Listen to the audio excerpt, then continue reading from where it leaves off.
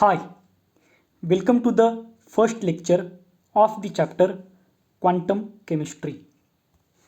In this lecture, I am going to just introduce what is quantum chemistry. Now, we know that in the late 17th century, Sir Isaac Newton discovered classical mechanics. And what is classical mechanics? Classical mechanics describes the laws of motion of macroscopic objects. So, this word is important, macroscopic object. So, classical mechanics it is deals with the laws of motion of macroscopic objects. Now, what are the macroscopic objects like earth, moon, cricket ball? So these large things, these all are the macroscopic objects, and classical mechanics describes the laws of motion of macroscopic objects, and that classical mechanics was discovered by Sir Isaac Newton in the late 17th century. Now, in the early 20th century, so from 17th century to the 20th century, physicists found that classical mechanics does not correctly describe the behavior of very small particles, that is microscopic particles such as the electrons and nuclei of atoms and molecules. So classical mechanics was correctly described the behavior of macroscopic objects, but when we consider the microscopic objects like electrons and nuclei of atoms and molecules, so the behavior of that very small particles or microscopic particles was not correctly described by the classical mechanics. So it was observed in the early 20th century. Now, the behavior of these very small particles or microscopic particles is described by a set of laws called quantum mechanics. So, what is quantum mechanics? The behavior of very small particles or microscopic particles is described by a set of laws called quantum mechanics. Now, what is quantum chemistry? Quantum chemistry applies quantum mechanics to problems in chemistry. So whatever it may be the problems in chemistry, okay, when we apply quantum mechanics to that problems in chemistry, then we call it as a quantum chemistry. And the influence of quantum chemistry is evident in all branches of chemistry.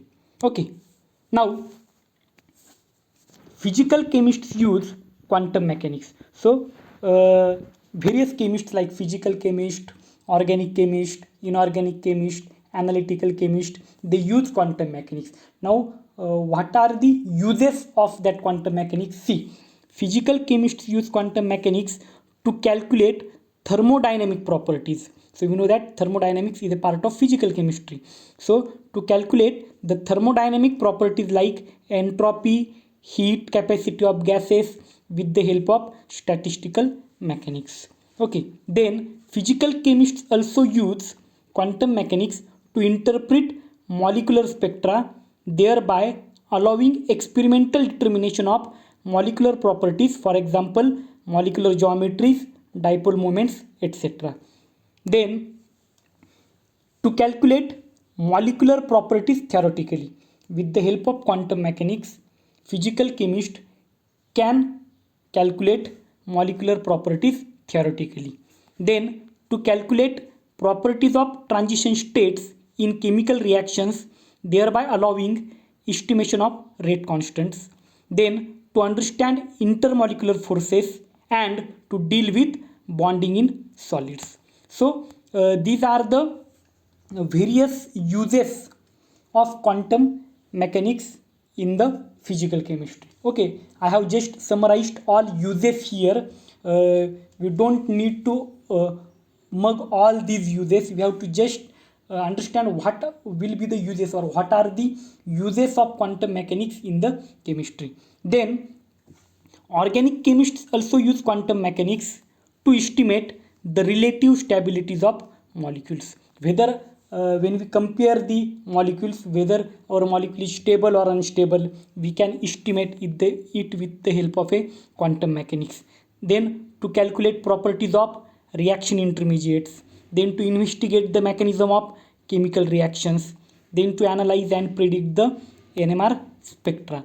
Okay, so these are the various uses of quantum mechanics in organic chemistry. So what we have learned from this, we have learned that quantum mechanics has numerous or various uses in physical chemistry, then inorganic chemistry, in inorganic chemistry, in analytical chemistry. That is, in all the branches of chemistry, we have various uses of quantum mechanics. Therefore, quantum chemistry is important for us. So, in this today's first lecture, I have just introduced what is quantum chemistry. In this introduction, what we have to remember? We have to remember that in the late 17th century, Sir Isaac Newton discovered classical mechanics.